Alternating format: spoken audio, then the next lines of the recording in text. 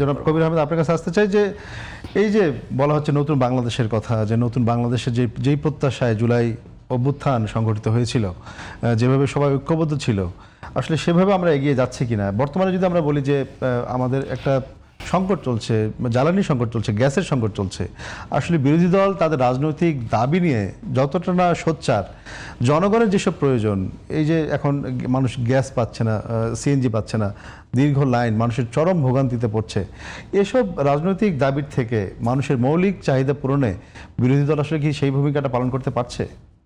ধন্যবাদ আপনাকে। আসলে বিরোধী দল, আমি শুরুতে বলেছি, আবারও বলছি, কোনো ধ্বংসাত্মক কার্যক্রমে বিরোধী দল সম্পৃক্ত হয়নি এবং বাংলাদেশের রাজনীতির একটি গুণগত পরিবর্তন হয়েছে জুলাই আন্দোলনের মাধ্যমে। বাংলাদেশের মানুষের উপলব্ধি বৃদ্ধি পেয়েছে। এদেশের মানুষ এখন সাদাকে সাদা, কালোকে কালো স্বীকৃতি দিচ্ছে। আগের মতো অন্ধ রাজনীতিতে বিশ্বাস করে একচেটিয়াভাবে কোনো দিকে তারা দাবিত হচ্ছে না।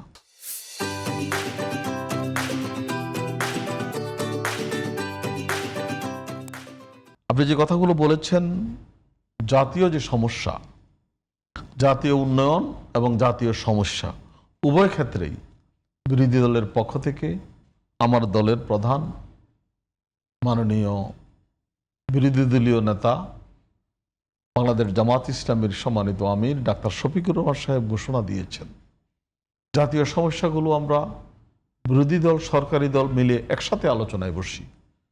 এবং আপনি অবশ্যই জানেন, নিশ্চয়ই দেখেছেন, তেল নিয়ে যখন সংকট সৃষ্টি হয়েছিল তখন কিন্তু সংসদে একটি কমিটি করা হয়েছিল। সেই কমিটিতে বিরোধী দল এবং সরকারি দল উভয় ছিলেন।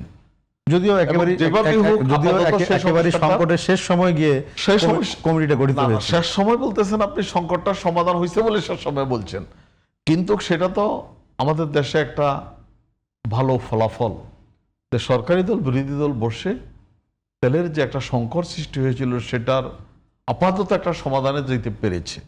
আজকে আপনি যেটা বলছেন, গ্যাস, বিদ্যুৎ, আমরা ঢাকা শহরে বিদ্যুৎ পাচ্ছি ঠিক, গ্রামে গঞ্জে বিদ্যুতের অনেক খবর আসছে যে লোডশেডিং এ তারা অনেক কষ্টে আছে। আমাদের আহ্বান আছে, আমিও এখানে বলতে চাই আজকের এই জায়গা থেকে, যে জাতীয় সমস্যাগুলো এটা আসলে কোনো দলীয় নয় এবং এককভাবে রাষ্ট্র সরকার এটার জন্য চেষ্টা করলে এটা সমাধান হয়ে যাবে, এটাও আমি বিশ্বাস করি না।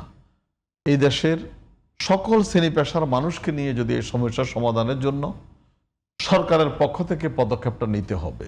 সরকারের পক্ষ থেকে পদক্ষেপ নিলে সেখানে এমন ভালো জিনিস বেরিয়ে আসতে পারে যেটা দিয়ে সরকার উপকৃত হবেন।